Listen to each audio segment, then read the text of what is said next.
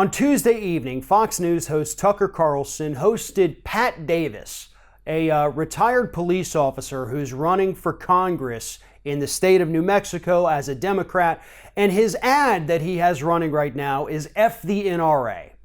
You know, he wants to take a stand against this organization that wants to weaken gun laws across the United States because he wants a more common sense gun policy, as do the majority of people in the United States, including the majority of NRA members. So he's running this ad, he's getting great response, and Tucker Carlson wanted to bring him on the program to talk about that ad. And as usual, things didn't go the way that Tucker Carlson wanted. Take a look, because Tucker Carlson had a complete meltdown at the end of this interview. Here it is. Oh, no, and 50 so you and can 100 fire. round magazines. It is physically possible to fire. It's not. I mean, these are rhetorical questions. You don't know what you're talking about. And I know that you were a police officer, or you claim to have been. Yeah. No AR-15 can fire 150 rounds in 15 seconds. That's untrue. And if you believe it is true, then you're not qualified to have a conversation about guns. People are laughing at you because you are ignorant. You don't know what you're talking about.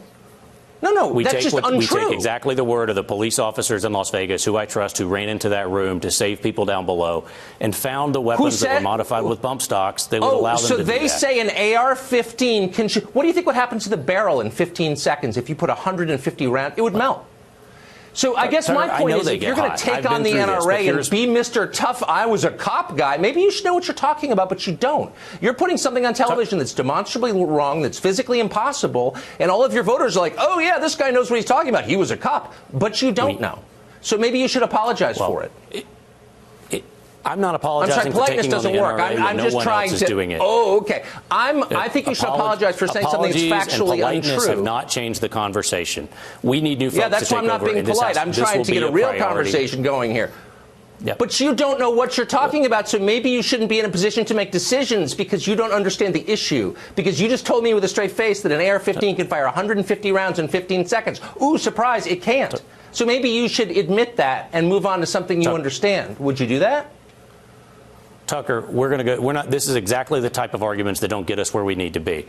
We need new leaders in Congress. Oh, it's not like F the NRA. That's the kind of argument we need. Oh, I thought politeness didn't work, tough guy. Politeness is not working so far. If you woke up on Mother's Day and don't have your kid anymore, you know what works? Actually, facts work. Why don't you up. get some facts? Oh, Pat, do you like this new mode of communication we have? F the NRA, Pat. It'd be great to have tough guy. It'd be great Learn to have something a about conversation. guns and get back to me. Interview over. Yeah, because you don't know what you're talking about. All right. Here's the thing. Let's assume for 1 second that Tucker Carlson was actually correct, even though he wasn't.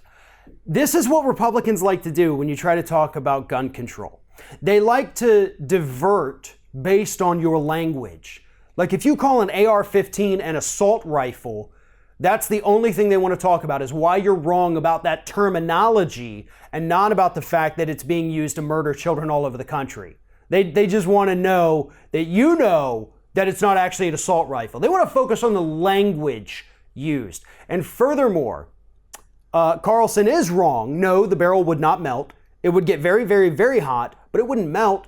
And yes, that's what bump stocks do. That's why there's this big thing about wanting to ban them, you moron.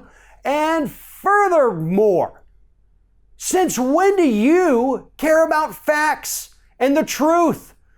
If you're getting pissed off at a guy who you claim is allegedly lying, then I suggest you go back and rewatch every single program that you've ever done dating back to your days at MSNBC before you were even completely a right-wing nut job, where you sometimes would tell the truth, but not all the times. And then you can go back and criticize yourself for lying to the American public for about 15 years at this point, Tucker. You are one of the most dishonest people on TV today.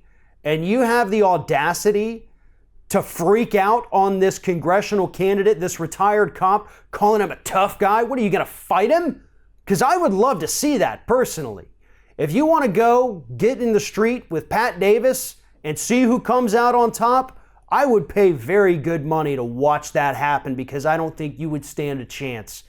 You, like so many other conservatives, you sit in your little cushy studio, multi-million-dollar studios with your multi-million-dollar salaries, with your private drivers, your private security, and you have the audacity to act like you're the toughest guy out there.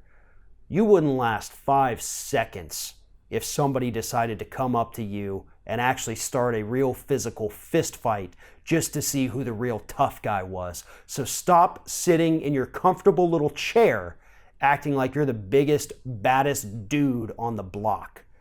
You're a whiny little conservative baby who wouldn't know a fact if it slapped him in the face, as are too many of these other conservatives out there.